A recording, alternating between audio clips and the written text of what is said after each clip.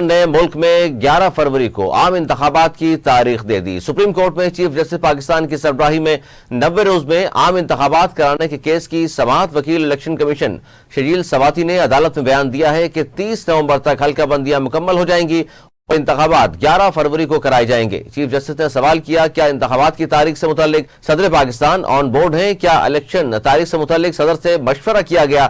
Chief justice نے ہدایت کی ہے کہ الیکشن کمیشن آج ہی صدر سے مشاورت کرے۔